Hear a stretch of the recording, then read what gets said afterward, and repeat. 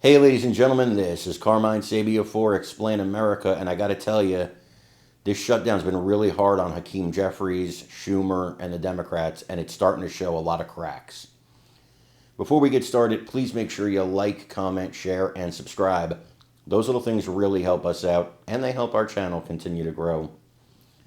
Hakeem Jeffries, I think, is at the end of his rope. I think he understands, as he sees the polls dropping, as he sees the Democrats' chances of retaking the House dwindling by the day, that he's running out of time, he's running out of rope, he's running out of runway, whatever expression you want to use. And yesterday, in what can only be described as a massive meltdown, he took aim at Caroline Levitt, a woman who's just doing her job. Same job Karine Jean-Pierre did, same job Jen Psaki did, same job that Sarah Sanders did. It's a tough job being press secretary, and I don't envy any of these people that have to do it, because you have to sit out there and, take abuse really from the media. But to take abuse from the supposed leader, or is the leader of the Democrats in the House, attacking a woman, a mother, I thought that was off limits for the Democrat Party. But she didn't take it lying down. Caroline Levitt's pretty tough. She gave it back even better than she got. I want you to watch this and let me know what you think in the comments. Consists of terrorists, violent criminals, and undocumented immigrants. This makes no sense. That this is what the American people are getting from the Trump administration in the middle of a shutdown. All right, time now for our White House press briefing with White House Press Secretary Caroline Levitt. I just have a funny feeling you might want to respond to all of this.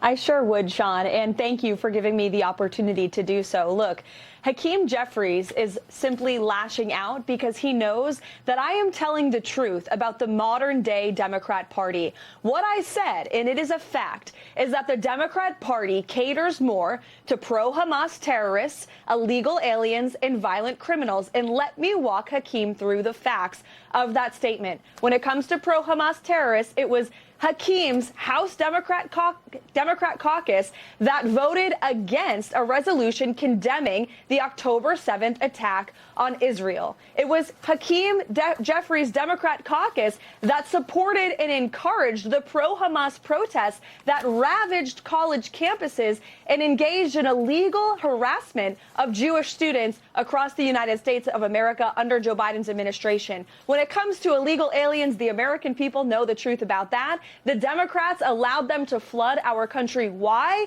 Because they view that constituency as their future voters. And when it comes to violent criminals, look at what the Democrats support in terms of crime. Soft on crime policies like cashless bail, like letting violent criminals out back into the streets so they can recommit violent offenses against law-abiding American citizens. The Democrat Party puts Americans last. That's why they overwhelmingly lost the election to President Trump and the Republican Party, and that's why they're holding this country hostage right now from law-abiding, tax-paying American citizens who want the government to be open. So Hakeem Jeffries should stop calling me names. He should stop trying to fight my boss, President Trump, and he should go back to doing what he was elected to do, the business of the American people in Congress, and encourage Senate Democrats to open the government. And I see Hakeem Jeffries saying House Republicans are out. They're not even here. Yeah, because they did their jobs, and they passed a clean continuing resolution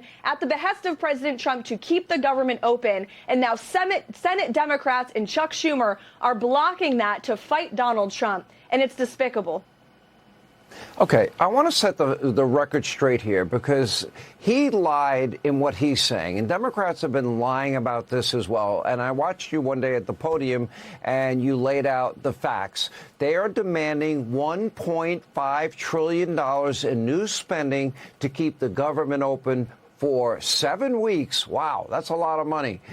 Included in that money, $200 billion, health care for illegals, the continuation of COVID subsidies for people well above the poverty level that was meant to be temporary in the first place. They want to fund